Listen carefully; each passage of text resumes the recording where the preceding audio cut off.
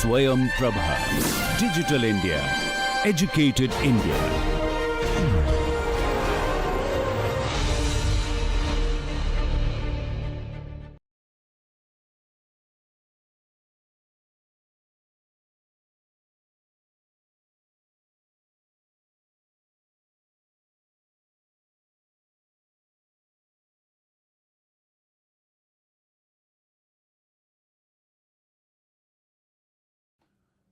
Well students, मैं doctor Ajay Kumar Singh, faculty of law BHU। ये भारतीय न्याय संहिता 2023 का मेरा तीसरा लेक्चर है, जिसका टाइटल है अपराध के विभिन्न चरण, स्टेजेज ऑफ क्राइम, इसको इंग्लिश में बोलते हैं। अपराध के कितने चरण हैं, अपराध के कैसे हम यह क्लासिफाई करें, वर्गीकृत करें, विश्लेषण करें कि अपराध किन किन चरणों से होकर गुजरता है। मैंने इसको सरल भाषा में अपराध के 4 चरणों को मैंने इस रूप में प्रस्तुत किया है। स्लाइड के माध्यम से आप देखें स्क्रीन पर। अपराध के 4 चरण हैं। पहला है एक मानव का होना, दूसरा है आपराधिक तैयारी, तीसरा है प्रयत्न और चौथा है क्षति कार्य का पूर्ण होना। अपराध के चरण में सबसे पहला एक मानव का होना, मानव के मस्तिष्क में अपराध करने के लिए कुछ तैयारी का होना, फिर देन उसके बाद प्रयत्न है, अटेम्प्ट है, एंड देन कार्य का पूर्ण होना। अब इसको कैसे समझने का प्रयास करें कि कोई भी अपराध जो घटित होता है, यदि उसका विश्लेषण किया जाए तो 4 चरण है। मैंने बताया कि अपराध एक मानव का होना, मानव के मस्तिष्क में प्लान का होना, योजना का होना, तैयारी करना, अपराधों को संसाधनों का संग्रह किया जाना। किसी भी मानव के द्वारा अपराध करने के लिए संसाधनों का संग्रह किया जाना, ये तैयारी कहलाती है। और संसाधनों के संग्रहण के पश्चात अपराध की दिशा में उठाया गया प्रथम कदम, यह प्रयत्न कहलाता है। और प्रयत्न के परिणाम स्वरूप अपराधी के द्वारा लक्ष्य की प्राप्ति, वांछित लक्ष्य की प्राप्ति, यह कार्य का पूर्ण होना और एक पूर्ण अपराध, कंप्लीट अपराध हो गया। तो जैसा कि मैंने बताया, ये अपराध के 4 चरण हैं। एक मानव का होना, मानव के द्वारा तैयारी का किया जाना, अपराध को करने के लिए प्रिपरेशन करना, तैयारी करना, योजना प्लान करना, तैयारी के परिणाम स्वरूप प्रयत्न करना, आपराधिक प्रयत्न होगा, अटेम्प्ट होगा उस दिशा में, और आपराधिक प्रयत्न के परिणाम स्वरूप कार्य का पूर्ण होना, वो कंप्लीट एक्ट हो जाएगा, अर्थात अपराध घटित हो गया। ये 4 ही चरण होते हैं। अभी इसके ठीक पहले मैंने आपको पहले व्याख्यान में बताया कि अपराध के एलिमेंट ऑफ क्राइम अलग है। तत्व जो है वह मानव का होना, मानव के मस्तिष्क में दूषित आशय का होना, दोषपूर्ण कार्य का होना, क्षति का होना। यहाँ पर जो मैं तीसरे व्याख्यान बता रहा हूँ, ये कि मानव का होना और मानव के द्वारा तैयारी, यहाँ प्रिपरेशन है दूसरा तत्व। तो मानव के द्वारा संसाधनों का संग्रह किया जाना, अपराध करने के लिए संसाधनों का संग्रह किया जाना तैयारी कहलाता है, प्रिपरेशन कहलाता है। चूँकि आपराधिक विधि की बात हो रही है, तो तैयारी किसी भी आयोजन में अगर कोई आयोजन करना है तो उस आयोजन के संपन्न होने के लिए, मूर्त रूप देने के लिए पहले एक प्लान बनती, योजना बनती है। उस योजना के पश्चात जो है उस कार्यक्रम को सफल बनाने के लिए फिर संसाधनों को एकत्रित किया जाता है, वो प्रिपरेशन उसको बोलते हैं, तैयारी किया जाती है। ठीक उसी प्रकार से अपराध के अंतर्गत अपराधी पहले मस्तिष्क में एक प्लान बनाता है, योजना बनाता है कि ये बैंक लूटना है। अब बैंक रॉबरी के लिए अगर 5 लोगों को लूटना है, 5 लोगों के द्वारा बैंक रॉबरी करनी है, 5 अभियुक्त एक जगह बैठ के उसकी प्लान करना, योजना किए होंगे। उस योजना बनाने, उस प्लान करने के पश्चात उन्होंने तैयारी किया होगा, कुछ संसाधनों को संग्रह किया होगा उन्होंने। उसके लिए अस्त्र शस्त्र इकट्ठा करेंगे, उसके लिए वाहन करेंगे, किसको लूटना है, बैंक को लूटना है, कैशियर के पास कौन जाएगा, कौन बैंक के गेट पर होगा, ये सारे कार्य का विभाजन होगा तीनों में। अब इसको संसाधनों का संग्रह किया जाना, यह तैयारी की कोर्स में आ गया। अब उस बैंक रॉबरी के लिए ये सभी सदस्य बैंक में पहुंच जाते हैं, प्रवेश कर जाते हैं। अब यहाँ पर बैंक में प्रवेश करना ही उनके द्वारा बनाई गई योजना और की गई तैयारी का अब यह तीसरा स्टेप हो गया कि वह बैंक में प्रवेश कर गए, अटेम्प्ट कर लिए, कैशियर पर पिस्टल ताना, पैसा छीना।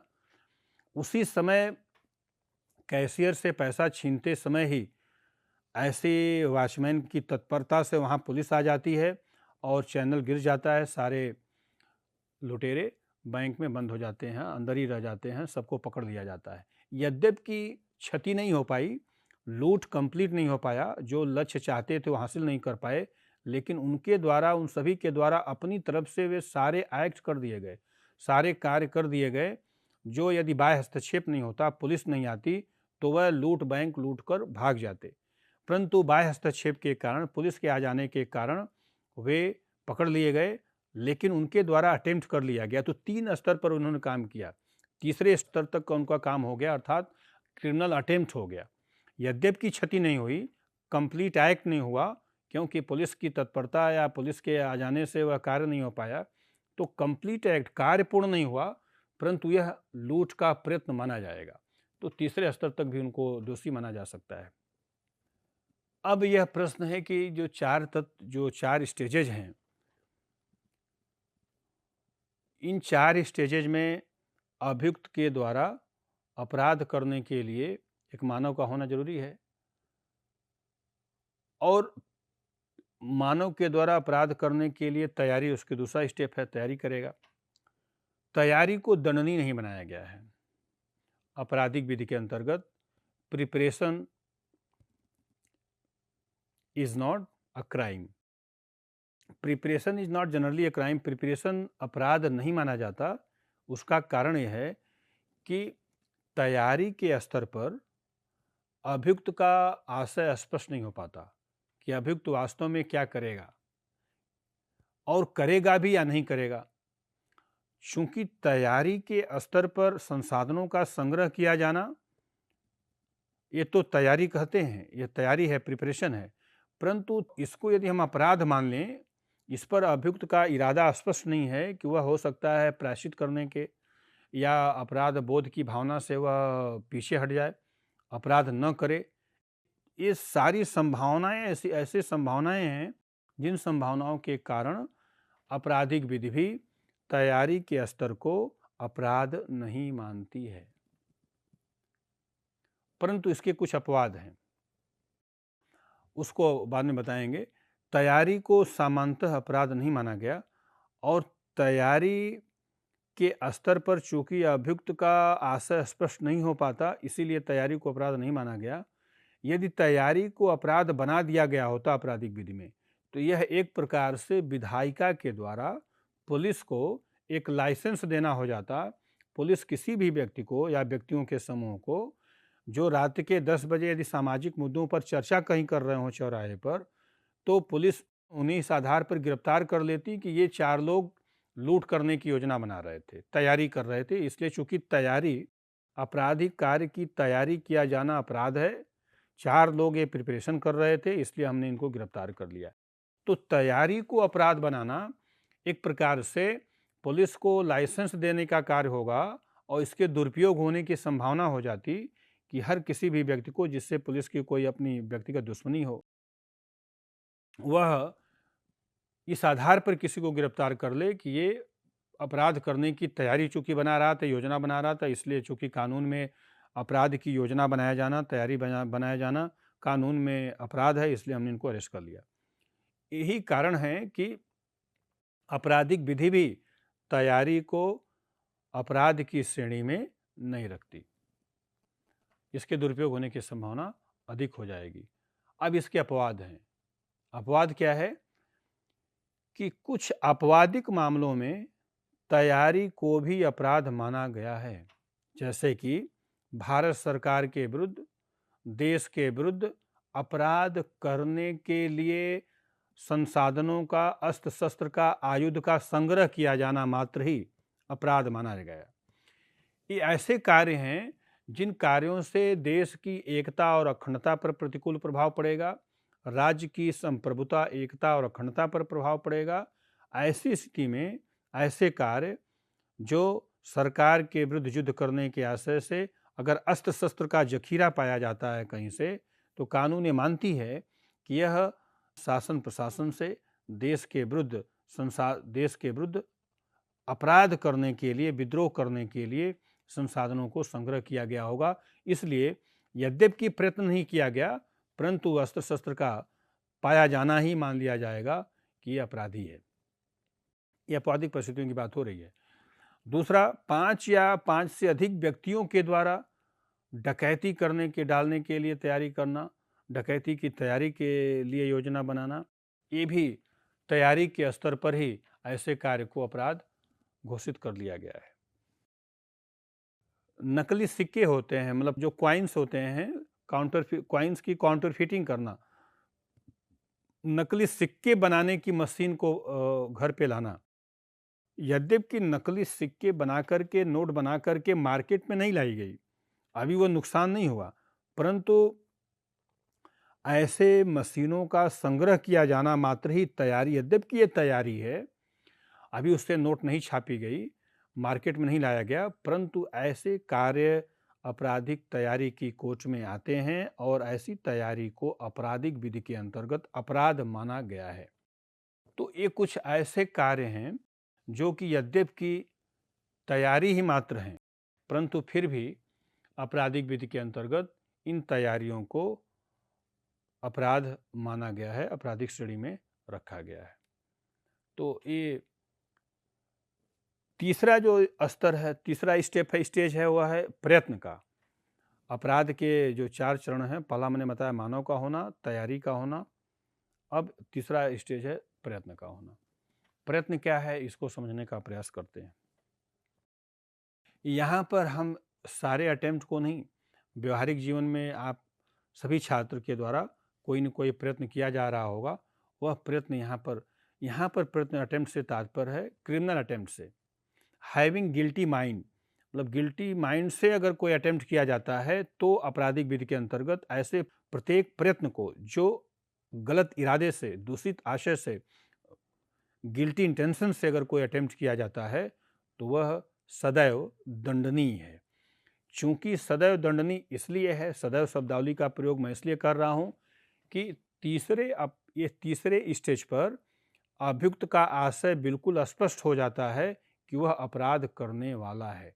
इसलिए प्रत्येक प्रयत्न को जो दूषित आशय के साथ किया गया है उसे अपराध की श्रेणी में रखा जाता है, क्योंकि इस स्तर पर अभियुक्त का स्पष्ट आशय परिलक्षित होता है, भली भांति परिलक्षित होता है। इसलिए तीसरे स्तर पर अभियुक्त के द्वारा, मानव के द्वारा तैयारी के साथ किए गए तैयारी के पश्चात अपराध की दिशा में उठाया गया पहला कदम प्रयत्न की कोट में आता है और वह अपराध है।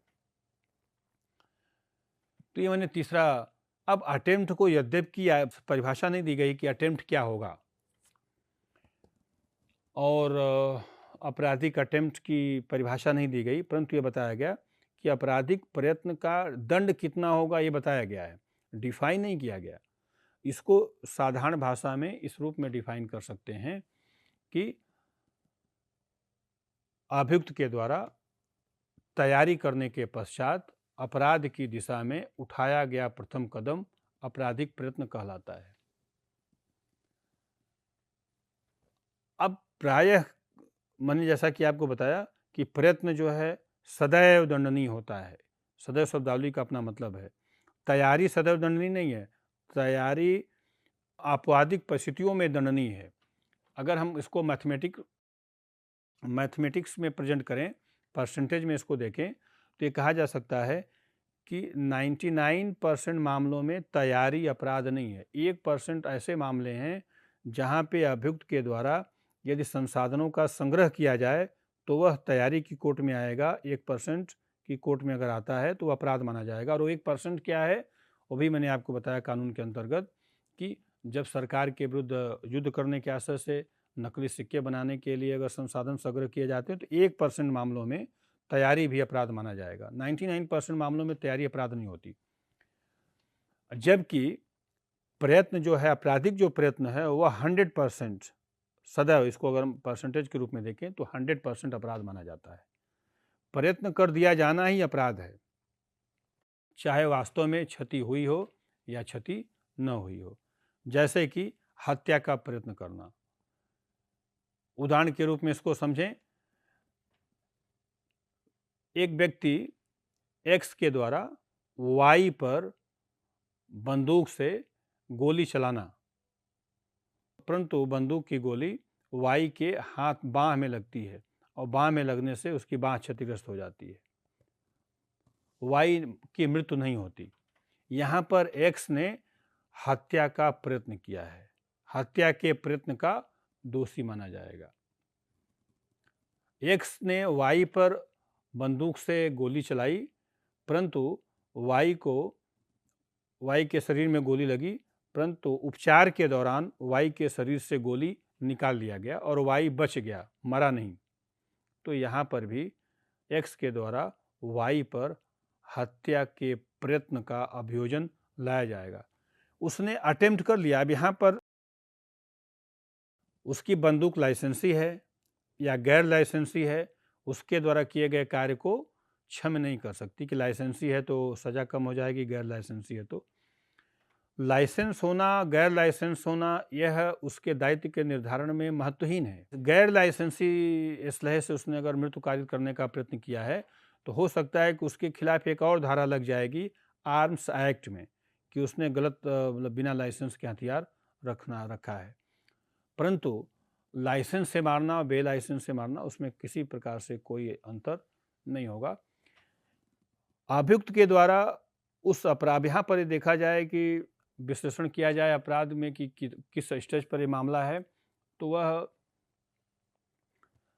मिस्टर एक्स के द्वारा बंदूक का लिया जाना, खरीदा जाना, यहाँ तक का जो कार्य है वह प्रिपरेशन है। बंदूक में गोली भरना भी, गोली भर के अपने पास रखना भी, अभी यहाँ तक का जो कार्य है यह मात्र तैयारी की कोर्स में है। लेकिन जैसे ही गोली एक्स के द्वारा वाई पर चलाई गई होगी, अब उस गोली को वापस, उस कार्य को एक्स वापस नहीं ले सकता है।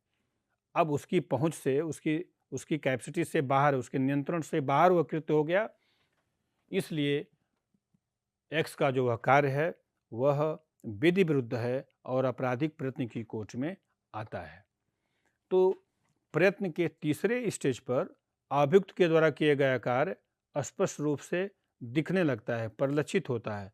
इसीलिए तीसरा स्तर अप्रयत्न सदैव दंडनीय बनाया गया है। अब इसको एक एक करके स्क्रीन पर आप देखें। मैंने जैसे अपराध, मानव मस्तिष्क में दुराशय का होना पहला है। अपराध का जो प्रथम चरण है उसमें अपराध का फर्स्ट स्टेज है कि व्यक्ति के मस्तिष्क में दूषित आशय का होना। प्रथम स्तर पर दोषित आशय स्पष्ट नहीं हो पाता, अतः दंडनीय नहीं है। दंडनीय नहीं हो सकता, ऐसा क्यों? क्योंकि अभियुक्त के मस्तिष्क में जो पहला स्टेज है कि अब एक मानव का होना, मानव के मस्तिष्क में दूषित आशय का होना, यह दंडनीय नहीं है।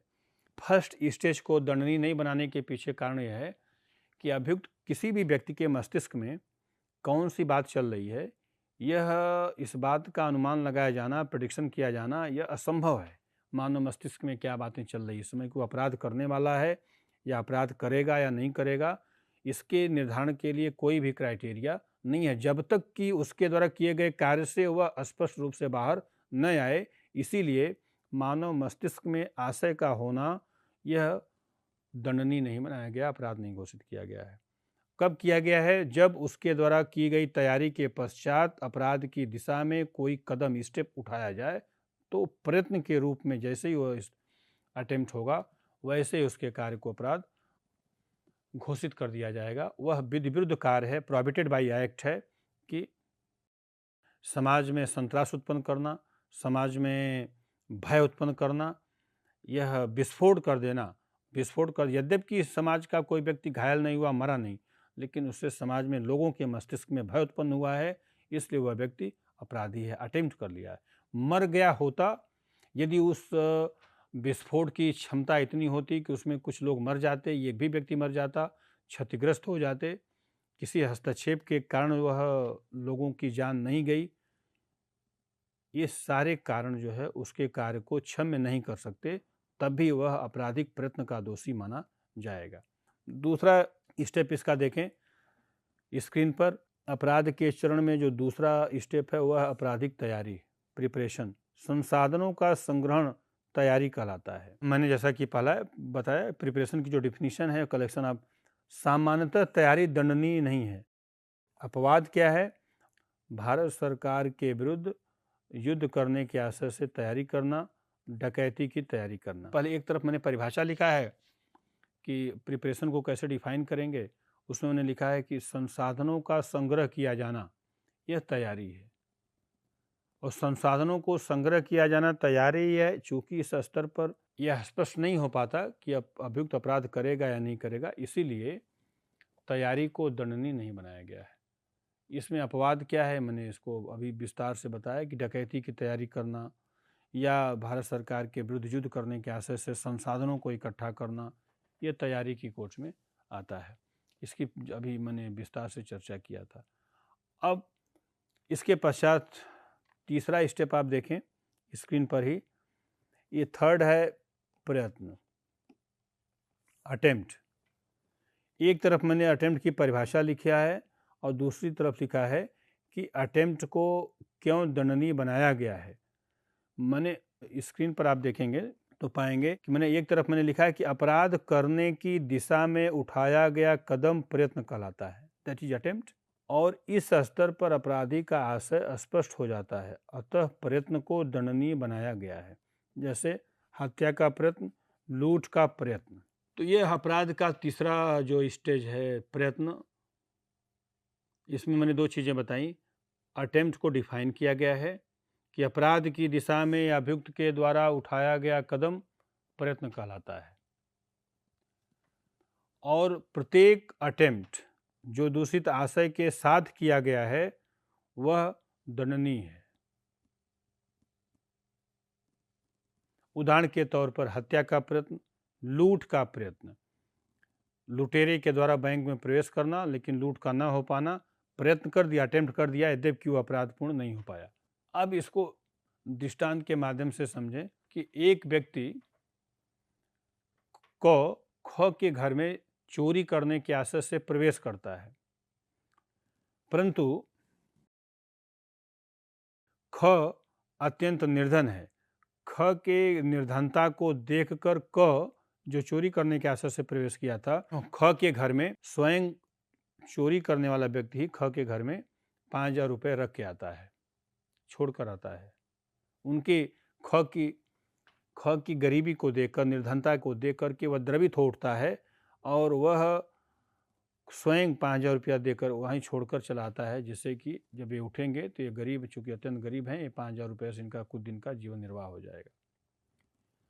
अब इतने साक्ष्य के आधार पर यदि ये क के द्वारा किए गए कार्य के विधिक दायित्व का निर्धारण करना हो कि क ने कौन सा अपराध किया है, वह तो ख के घर में चोरी करने गया, लेकिन ख की गरीबी, निर्धनता को देख करके, बच्चों को देख करके द्रवित हो जाता है और चोरी का इरादा छोड़ देता है और स्वयं 5,000 रुपया छोड़ करके वह जब वापस आ रहा होता है तो पुलिस गश्त पर होती है, पुलिस देखती है, पकड़ लेती है, पूछती है कि किस लिए गया था, तो वह बताता है कि ये मैं चोरी करने के आशय से प्रवेश किया था, लेकिन मैंने स्वयं 5,000 रुपया वहाँ देख करके आया। वास्तव में जब वह घर पर पुलिस उसको लेकर के उस अमुक स्थान घर पर जाती है, देखती है सही में 5,000 रुपया है बच्चों। तो कहने का तात्पर्य है कि क्या अब यहाँ पर क के द्वारा अपना ही 5,000 रुपया ख के घर में छोड़कर आना, ये मान लिया जाए कि क ने कोई अपराध नहीं किया, क्योंकि क ने तो स्वयं ख की सहायता कर रहा है, 5,000 रुपया छोड़कर आया है। तो अब आपराधिक विधि के अंतर्गत क के कार्य को अपराध माना जाएगा, यद्यपि क का उद्देश्य ख के घर में प्रवेश करने से बदल गया। वह गरीबी, ख की गरीबी देख करके द्रवित हो गया और स्वयं अपना ही 5,000 रुपया ख के घर में छोड़कर आ गया। बावजूद इसके क अपराध का दोषी है। किसी भी व्यक्ति के घर में प्रवेश करना, गृहस्वामी की अनुमति के बिना प्रवेश करना, यह अपराध है। इसको हम हाउस ट्रेसपास बोलते हैं, गृह अतिचार बोलते हैं, और उसने गृह अतिचार का दोषी होगा। यद्यपि चोरी का दोषी नहीं है, क्योंकि चोरी के लिए उसने कार्य नहीं किया, चोरी के प्रयत्न का दोषी नहीं है, परंतु गृह अतिचार का दोषी माना जाएगा। इस दृष्टांत को प्रायः परीक्षाओं में पूछते हैं, ऐसे ही दृष्टांत बना करके कि प्रस्तुत मामले में कौन ने कौन सा अपराध किया। 4 विकल्प होंगे और लिखित परीक्षा में भी इस समस्या को पूछ करके पूछा जाता है कि क के विधिक दायित्व का वर्णन करें, क्या क दोषी है या नहीं, यदि दोषी है तो किस अपराध का दोषी है। तो मैंने आपको ये भी विस्तार से बताया। दूसरा, इसके दृष्टांत को देखें कि जो भारतीय न्याय संहिता के अंतर्गत दृष्टांत दिए गए हैं कानून में, उसी को मैं बता रहा हूँ कि क चोरी करने के आशय से ख के घर में प्रवेश करता है और बाक्स तोड़ता है, ख का बाक्स तोड़ देता है और पाता है कि बाक्स खाली है, बाक्स में कोई जेवरात, कोई मूल्यवान सामग्री है ही नहीं। क ने कौन सा अपराध किया? चोरी तो उसने किया नहीं और न चुराई हुई कोई संपत्ति ले गया, केवल बाक्स तोड़ा, देखा बाक्स खाली है, बॉक्स इज एम्प्टी। क्या क ने कोई अपराध किया? अब यहाँ पर ये माना जाए कि वह तैयारी है या प्रयत्न है, यदि उसमें से कोई वह मूल्यवान वस्तु जेवरात पा जाता तब चोरी माना जाता, इसने तो चोरी ही नहीं किया। तो इस प्रस्तुत समस्या में क आपराधिक प्रयत्न का दोषी है। उसने अटेम्प्ट कर लिया, बाक्स तोड़ा और बाक्स खाली पाया, यह उसके कंट्रोल से बाहर है। बाक्स में यदि कोई मूल्यवान वस्तु रही होती, यदि वह मूल्यवान वस्तु रही होती और ले लिया होता तो निश्चित रूप से वह चोरी का अपराध करता। इसलिए क चोरी के प्रयत्न का दोषी होगा और आपराधिक गृह अतिचार का दोषी होगा, क्योंकि गृह स्वामी की अनुमति के बिना किसी के घर में प्रवेश करना यह अपराध माना जाता है, जिसका नाम है गृह अतिचार। तो यहाँ पर भी बाक्स का खाली होना उसके द्वारा किए गए कार्य को किसी भी आधार पर क्षम नहीं करेगा, उसके आपराधिक दायित्व को किसी भी प्रकार से कम नहीं कर सकता। तैयारी और प्रयत्न में बहुत ही बारीक अंतर है। किस स्टेप को, कहाँ तक के कार्य को तैयारी माना जाए और कहाँ तक के कार्य को प्रयत्न मान लिया जाए, इस तैयारी और प्रयत्न में अंतर स्थापित करने के लिए माननीय उच्चतम न्यायालय के द्वारा बहुत ही महत्वपूर्ण अंतर स्थापित किया गया, जिसको कि केस के माध्यम से अगले में देखते हैं। तैयारी और प्रयत्न में, स्क्रीन पर आप देखें, मैंने लिखा है तैयारी एवं प्रयत्न में अंतर। केस का नाम इसमें है अभयानंद मिश्रा बनाम बिहार राज्य, AIR 1967 सुप्रीम कोर्ट। बहुत लीडिंग केस है अभयानंद मिश्रा बनाम बिहार राज्य की। किए गए कार्य को वापस लेने की संभावना का समाप्त होना ही व्यक्ति को आपराधिक प्रयत्न के लिए उत्तरदायी ठहरा देता है। व्यक्ति के द्वारा किए गए कार्य को, जो गिल्टी आपराधिक आशय से किया गया कार्य है, और उसे वापस लेने की संभावना का समाप्त हो जाना, यह अटेम्प्ट माना जाएगा। इस पर महत्वपूर्ण केस है अभयानंद मिश्रा बनाम बिहार राज्य के। इसके तथ्य को समझेंगे, इसके तथ्य को मैं पहले बताऊंगा, तथ्य के आधार पर ही ये समझ जाएंगे कि तैयारी और प्रयत्न में अंतर स्थापित करने के लिए उच्चतम न्यायालय ने कैसे एक थिन लाइन, बीच में बारीक लाइन खींची, जिसके आधार पर सुप्रीम कोर्ट ने कहा कि इस केस में कि यहाँ तक का कार्य तैयारी होगा और जैसे ही तैयारी कंप्लीट हुई वह कार्य प्रयत्न माना जाएगा। अभयानंद की केस में क्या हुआ कि अभयानंद मिश्रा अभियुक्त को भारतीय दंड संहिता IPC की धारा 420 के अंतर्गत अभियोजित किया गया था। पटना विश्वविद्यालय से धोखाधड़ी करने के आरोप पर अभियोजित किया गया था। तथ्य इस प्रकार से थे कि अभयानंद मिश्रा अपने आप को एक विद्यालय का शिक्षक बताते हुए संबंधित प्राधिकारी से प्रमाण पत्र लिया था कि वह एक विद्यालय में शिक्षक है और स्नातक है।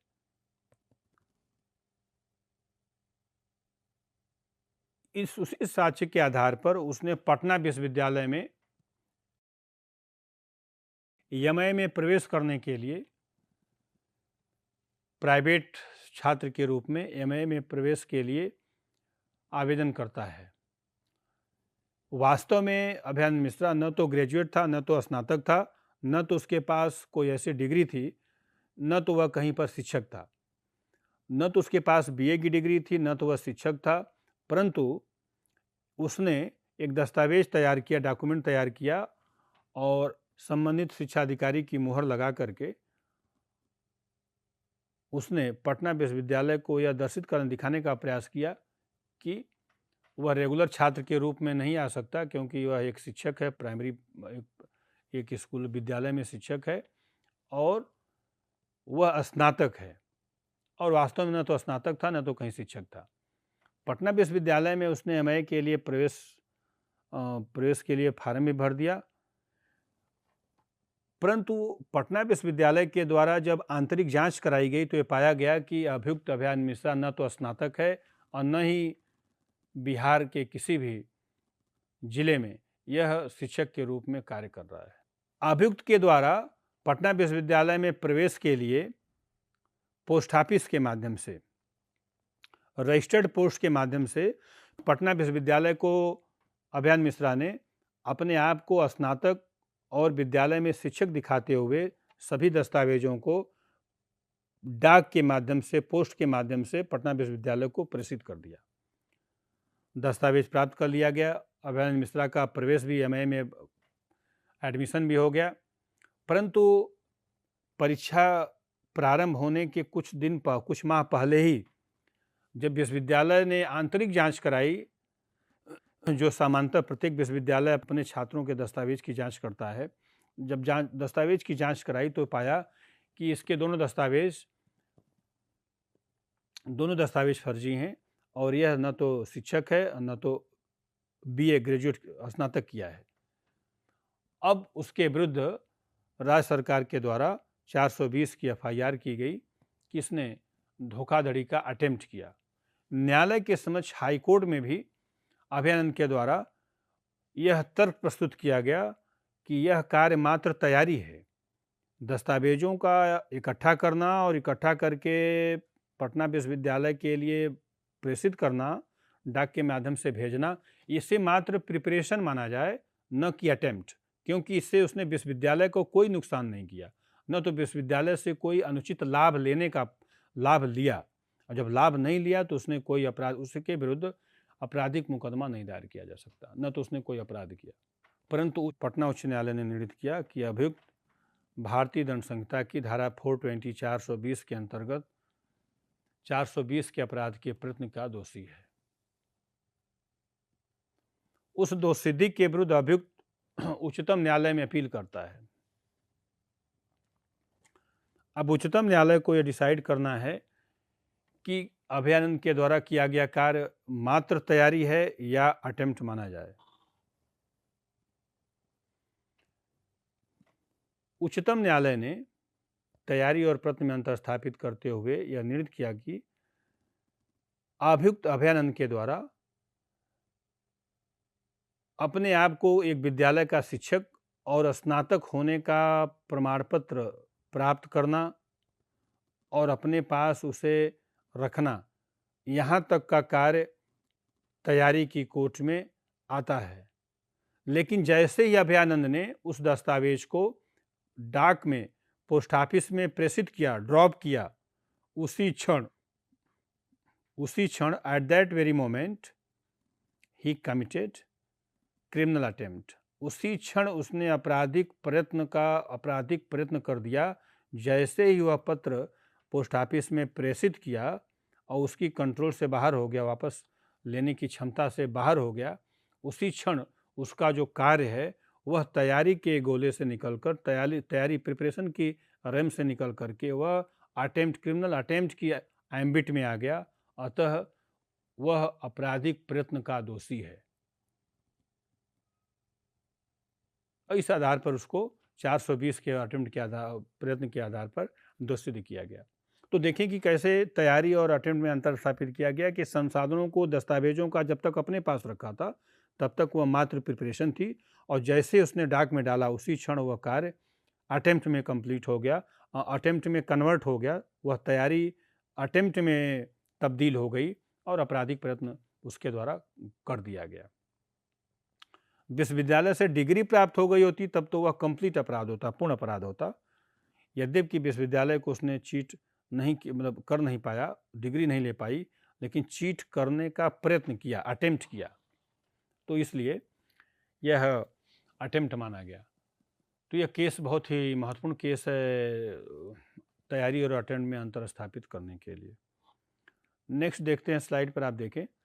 तैयारी एवं प्रयत्न में अंतर करने के लिए विभिन्न सिद्धांत डेवलप किए गए हैं। 2 सिद्धांत मैं यहाँ पर विस्तार से बताने का प्रयास करूँगा, स्क्रीन पर आप देखें।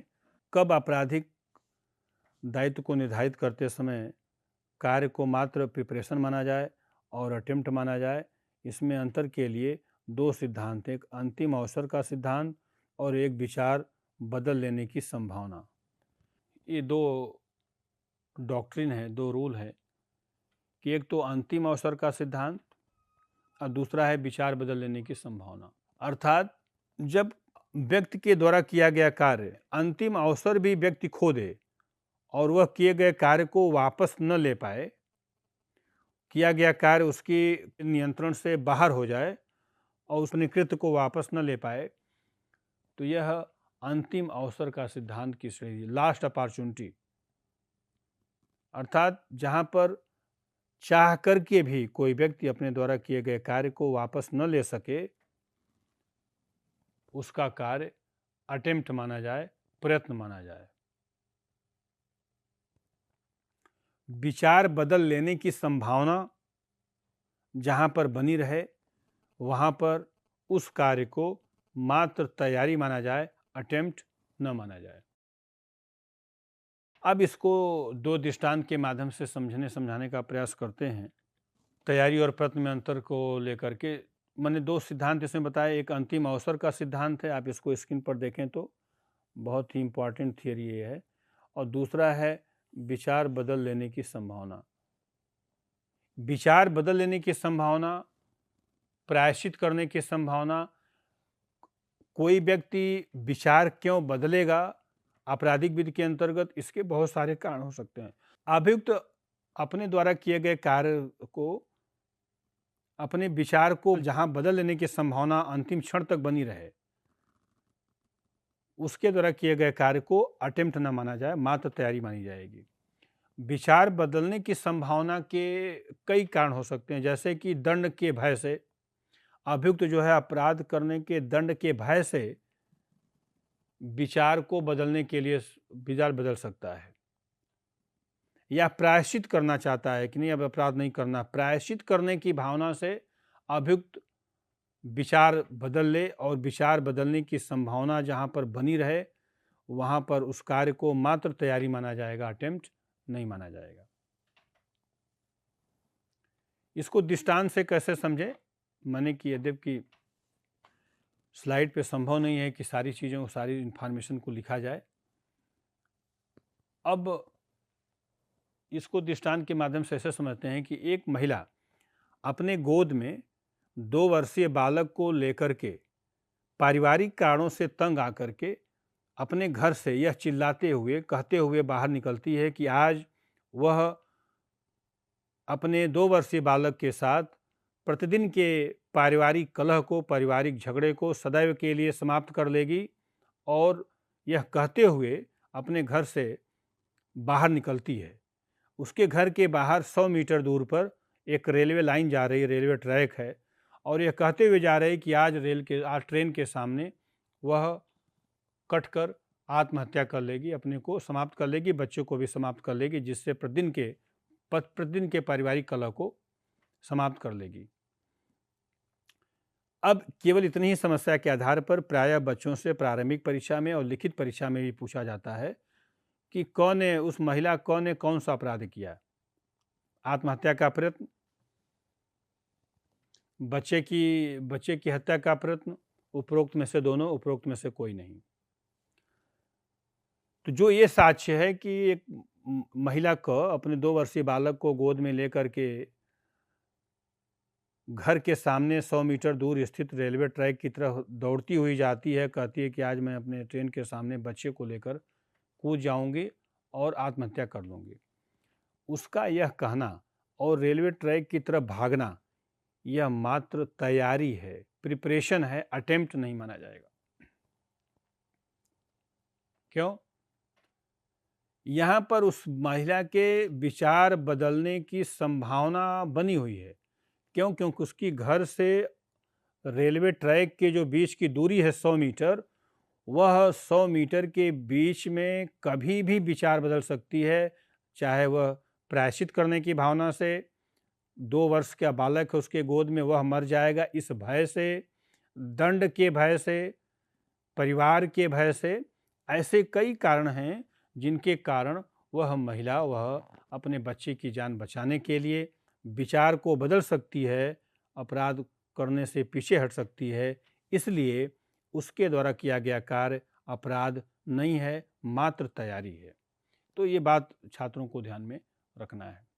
अब इस पे दूसरा जो दृष्टांत पूछा जाता है कि वही अगर उसी दृष्टांत में अगर थोड़ा आगे जोड़ के देखें, महिला क अपने 2 वर्षीय बालक को गोद में लेकर के घर से 100 मीटर दूर स्थित रेलवे ट्रैक की तरफ दौड़ती हुई जाती है और जैसे रेलवे ट्रैक पर वह पहुंची और ट्रेन के सामने जैसे कूद करके गई, वैसे ही वहां पर रेलवे के आदमी के द्वारा, रेलवे कर्मचारी के द्वारा उसको खींच लिया गया और ट्रेन निकल गई। ये जो प्रश्न है, यह जो दृष्टांत है, इस दृष्टांत में उस महिला के द्वारा आत्महत्या का प्रयत्न कर लिया गया, क्योंकि यदि रेलवे कर्मचारी के द्वारा उस महिला को खींचा नहीं गया होता तो वह ट्रेन से कट जाती, मर जाती। इसलिए उसने अपराध की दिशा में वह कदम उठा दिया था। रेलवे ट्रैक पर पहुंच गई थी और ट्रैक पर ट्रेन के आते समय, आने के पहले 1 मिनट पहले उसको खींच लिया गया। अब यहाँ पर विचार बदलने की संभावना नहीं थी। यहाँ पर अंतिम अवसर का सिद्धांत लागू होगा तैयारी और प्रयत्न में अंतर स्थापित करने के लिए। अंतिम अवसर का सिद्धांत क्या है कि अब वह अपना अंतिम अवसर खो चुकी है कि ट्रेन के सामने आ गई, ट्रैक पर पहुंच गई और ट्रेन के सामने आ गई और रेल कर्मचारी के द्वारा खींच लिया गया, इसलिए उसकी जान बच गई। अतः उसने आपराधिक प्रयत्न का दोषी होगा, हत्या, आत्महत्या के प्रयत्न की दोषी मानी जाएगी। वैसे ही जो उदाहरण पूछे जाते हैं परीक्षाओं में, प्रतियोगी परीक्षाओं में, इसी तरह से एक महिला को अपने घर से पारिवारिक कारणों से तंग आकर के, पारिवारिक कलह से तंग आकर के अपने घर से गोद में 1 वर्षीय बालक को लेकर के दौड़ते हुए अपने घर के ठीक सामने कुएं की तरफ दौड़ते हुए जाती है और कहती है कि मैं आज इसमें कूदकर आत्महत्या कर लूंगी। क ने कौन सा अपराध किया है? तो इसका उत्तर होता है कि क ने कोई अपराध नहीं किया, क्योंकि उसके द्वारा किया गया कार्य मात्र अभी तैयारी है, प्रिपरेशन है, अटेम्प्ट हुआ ही नहीं। घर से यद्यपि वह निकली है, भागती हुई, कहती हुई जा रही है, लेकिन घर के बाहर कुएं के बीच की दूरी जो है वो 50 मीटर की दूरी क्यों न हो, 20 मीटर की दूरी क्यों न हो, लेकिन चूंकि घर और उस स्थान के बीच का जो आंशिक दूरी भी हो, क्षण मात्र की भी दूरी हो, 10 मीटर 20 मीटर की दूरी है, उस डिस्टेंस में पर्याप्त समय है उसके पास, अपने विचार को बदल लेने की संभावना है। दंड से, भय से बालक मर जाएगा, विचार बदल लेने की संभावना है, इसलिए वह प्रयत्न नहीं है बल्कि तैयारी है और तैयारी के रूप में उसके द्वारा किए गए कार्य को अपराध नहीं माना जाएगा। वहीं पर यदि उसी समस्या में, ऐसे कई समस्याएं पूछी जाती हैं परीक्षाओं में, इसको घुमा करके, बना करके, वही महिला को अगर 1 वर्षीय बालक के साथ अपने सास ससुर पारिवारिक कारणों से तंग आकर के यह कहते हुए घर से निकल के भागती हुई सुनी जाती है कि आज वह अपने पारिवारिक कारणों से तंग आकर के कूद जाएगी और कुएं में कूदने ही वाली थी कि पड़ोसियों के द्वारा पीछा किए जाने पर उसके बाह को, कुएं में कूदते समय ही उसके एक बाह को पकड़ करके बाहर निकाल दिया गया। यहाँ पर अब विचार बदलने की संभावना समाप्त है, क्योंकि वह कुएं के समीप पहुंचकर कुएं में जैसे कूदने, छलांग लगाने वाली थी कि वैसे पीछे से लोगों ने उसको खींच लिया। यहाँ पर यह अंतिम अवसर के सिद्धांत के आधार पर उसकी लायबिलिटी डिसाइड होगी कि उसके पास अब कोई अंतिम अवसर नहीं बचा था कि अपने कार्य से वह पीछे हट सकती थी। अगर लोग हस्तक्षेप नहीं खींचे होते, पीछे नहीं खींचे होते, तो वह कुएं में कूद गई होती। इसलिए उसके द्वारा किया गया कार्य आपराधिक प्रयत्न की कोर्ट में आएगा। ये दूसरा वाला जो अटेम्प्ट हो जाएगा, क्रिमिनल अटेम्प्ट होगा। पहले जो मैंने बताया कि जो पहला दृष्टांत बताया उसमें वह कार्य, उसका कार्य मात्र तैयारी है और वह किसी अपराध की दोषी नहीं होगी। इसके आधार पर हम प्रयत्न को मानेंगे कि क्लियर कट प्रयत्न, अटेम्प्ट है।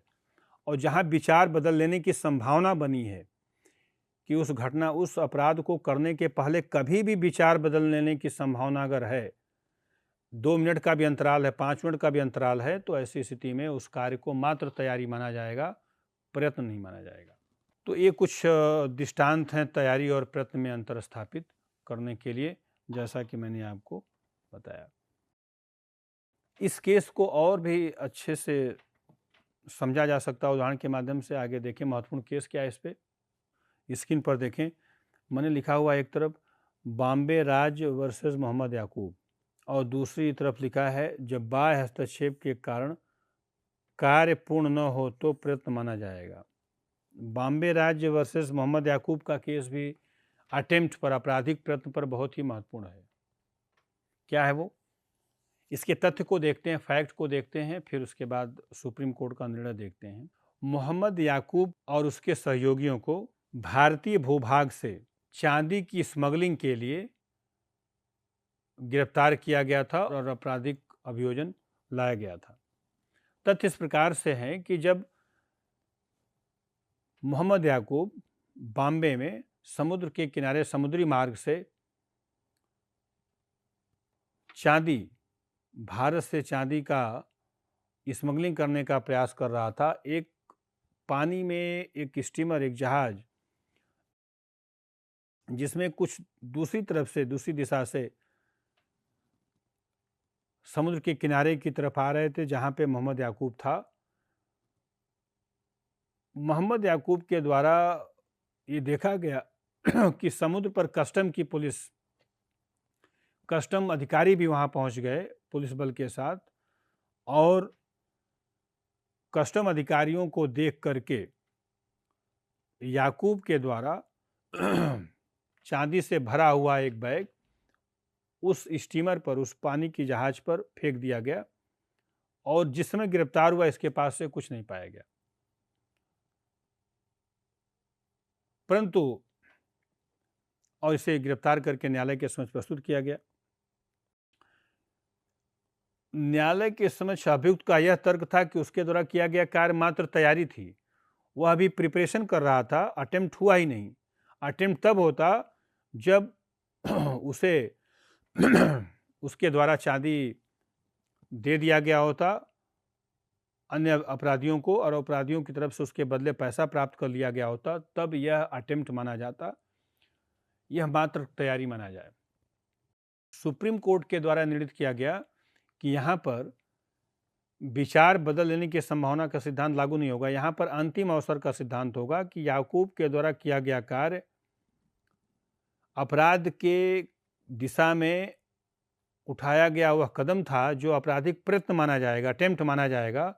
बाह्य हस्तक्षेप के कारण अब उसने अंतिम अवसर खत्म हो गया था। अगर कस्टम टीम वहाँ नहीं पहुँचती तो वह उस स्मगलिंग के अपराध में सफल हो जाता। अतः इस आधार पर याकूब को आपराधिक प्रयत्न के लिए भारतीय भूभाग से चांदी के स्मगलिंग के प्रयत्न के लिए दोषसिद्धि प्रदान की गई। तो ये दूसरा महत्वपूर्ण केस है, जबकि तैयारी और प्रयत्न में अंतर स्थापित करने के लिए कैसे सुप्रीम कोर्ट ने निर्णय किया कि अब यहाँ पर उसके पास, उसने सारे अपना अंतिम अवसर भी खो दिया था, अब उसे वापस आने का, उससे पीछे मतलब विचार बदलने की संभावना नहीं है, इसलिए आपराधिक प्रयत्न का दोषी है। इस पर एक इंग्लिश केस है आर बनाम रॉबिन्सन का, जिस पे रॉबिन्सन को बीमा कंपनी से धोखाधड़ी करने के आधार पर अभियोजित किया गया था। तथ्य इस प्रकार से थे कि रॉबिन्सन एक ज्वेलरी, एक जेवरात का आभूषण व्यापारी है और उसने अपने ही दुकान में अपने आप को बांध करके, हाथ पैर बांध करके, और आवाज़ देता है, चिल्लाने लगता है कि उसके दुकान से उसके आभूषण की चोरी हो गई और चोरों ने उसके आभूषण भी ले गए और उसके हाथ पैर बांध भी दिए। उसके पहले भी कई अवसरों पर रॉबिन्सन ने बीमा कंपनियों से पैसा लेने के लिए ऐसे कार्य कर चुके थे। उसके द्वारा शिकायत करने पर पुलिस आती है और मामला न्यायालय के संज्ञान में आता है। न्यायालय में रॉबिन्सन के द्वारा यह साबित किया जाता है कि चूंकि उसके दुकान में चोरी हुई और चोर सामान को ले जाते समय उसके विरोध करने पर उसके हाथ पांव बांध दिए थे, इसलिए वह असहाय स्थिति में था, विरोध नहीं कर पाया। परंतु न्यायालय में जो साक्ष्य साबित किए गए, पाया गया कि रॉबिन्सन इसके पहले भी बीमा कंपनियों से कई बार अपनी ही दुकान में झूठा चोरी का मामला दर्ज करा के कि उसके दुकान से आभूषण की चोरी हो गई और उसके बराबर धनराशि वह बीमा कंपनियों से प्राप्त कर लेता था चोरी के आधार पर, कि चूँकि वह इंश्योरेंस कराता था, दुकान में आभूषणों की चोरी, आभूषणों का बीमा कराता था, और बीमा का उद्देश्य होता है कि अगर दुकान में किसी प्रकार से आग लगती है, चोरी होती है, तो बीमा उस दुकान का सभी भरपाई बीमा कंपनियां करेंगी। अब इस मामले में जब इसके विरुद्ध बीमा कंपनी को चीट करने का, बीमा कंपनी को धोखाधड़ी करने का अटेम्प्ट का मुकदमा दर्ज किया गया, अभियोजन लाया गया, तो इसकी तरफ से तर्क प्रस्तुत किया गया न्यायालय में कि उसका जो कार्य था वह मात्र तैयारी की कोर्ट में था, वह मात्र प्रिपरेशन था, अटेम्प्ट अभी हुआ ही नहीं। उसने चीटिंग, किसी प्रकार से चीटिंग का अपराध नहीं किया। अगर वह धनराशि प्राप्त कर लिया होता या बीमा कंपनी में धनराशि लेने के लिए आवेदन किया होता, तब यह अटेम्प्ट माना जाता।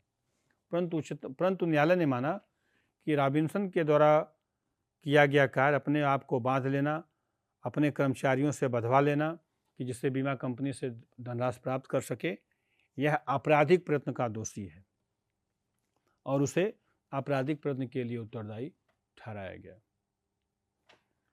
नेक्स्ट देखते हैं, इसमें विचार बदल लेने की संभावना। एक मैंने अभी बताया कि 2 सिद्धांत इसमें हैं, इसको स्क्रीन पर आप देखें।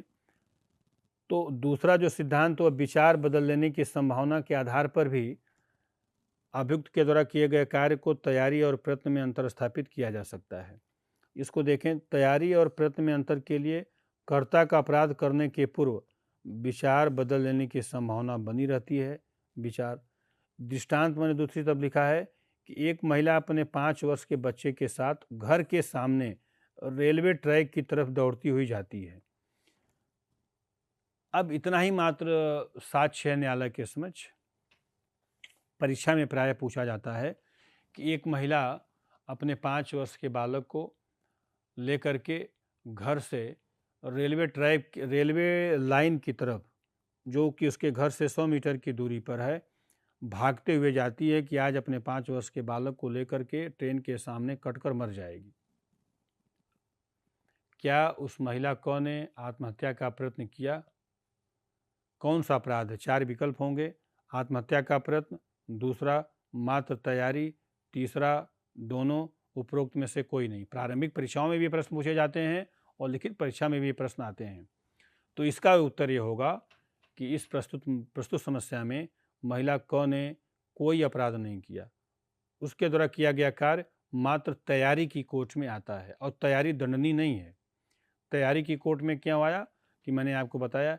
इसका निर्धारण कैसे करेंगे? विचार बदल लेने की संभावना के सिद्धांत के आधार पर ही उस महिला के द्वारा उठाए गए कदम को मानेंगे कि क्या यह तैयारी है या प्रयत्न है। विचार बदल लेने की संभावना के आधार पर यह कहा जा सकता है कि उस ट्रेन के सामने आने के पहले या ट्रैक पर पहुंचने के पहले महिला के द्वारा कभी भी अपने विचार से विमुख हुआ जा सकता था, विचार आइडिया को ड्रॉप कर सकती थी, विचार बदल लेने की संभावना थी।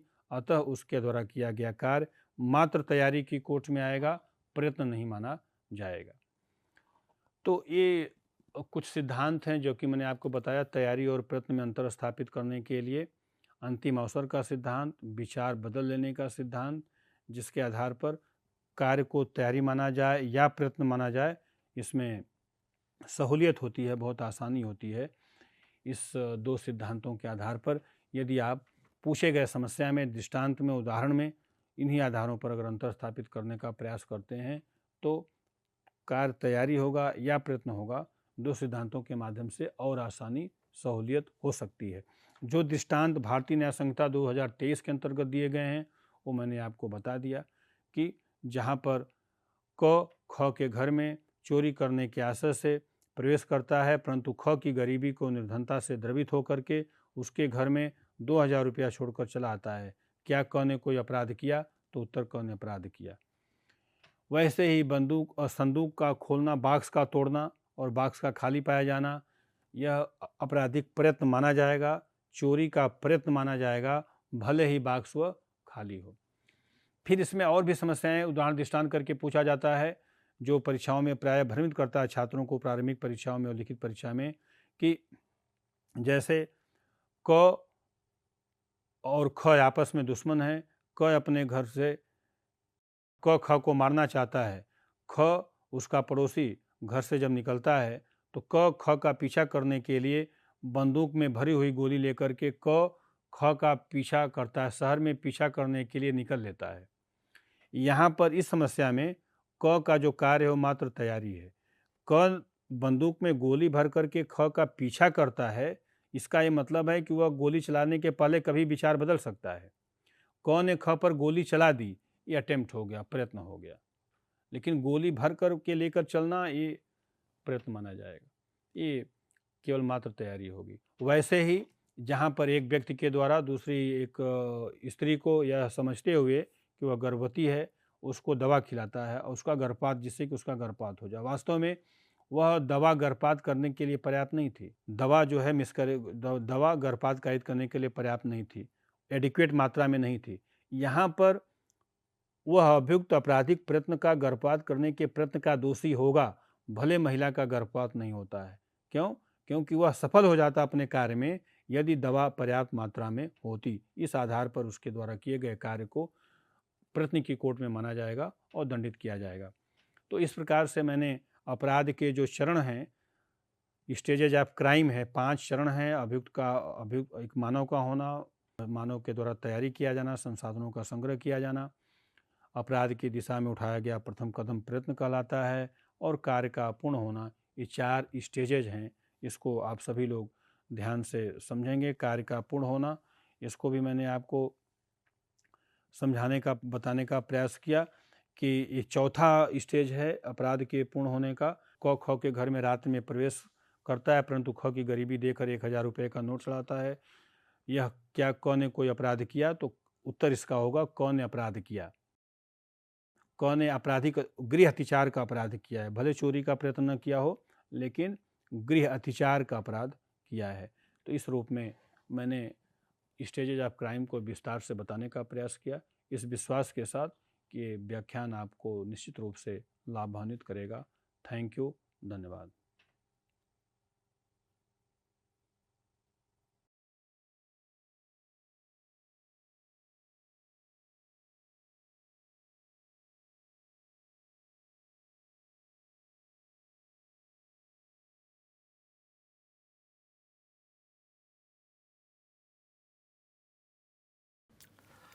Hello and welcome to this piece of literary snippet. Perhaps the most popular literary genre after novel is the short story. Sharp, compact narratives whose charm lies not only in what is said but also in what remains unsaid. Today I'll be reading one of the shortest instances of a short story that I have ever encountered, and indeed the very charm of this particular story that I'm going to read out today lies in the way it abruptly ends. It is an ancient tale from Mesopotamia which has been retold by several authors, among whom the name of Somerset Maugham stands out. The adaptation that I'll be reading out is perhaps the closest to the one that Maugham wrote. The story is titled, in all of its adaptations almost, as Appointment in Samarra. Here is the story. A merchant in Baghdad once sent one of his servants to the market. The servant was supposed to buy provisions for the merchant, but when he returned, he came back empty-handed. Indeed, the servant had all gone white, and trembling with fear, he told his master that he had met death in the marketplace.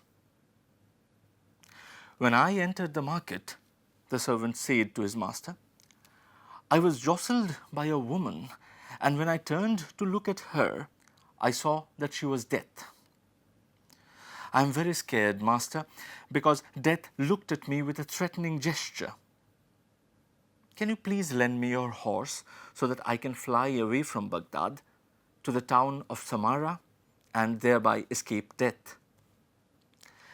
The master, being a good man, gave his servant his best horse and saw him gallop off to Samara to escape death. Then the master himself went to the marketplace and confronted Death. "Why did you make a threatening gesture to my servant?"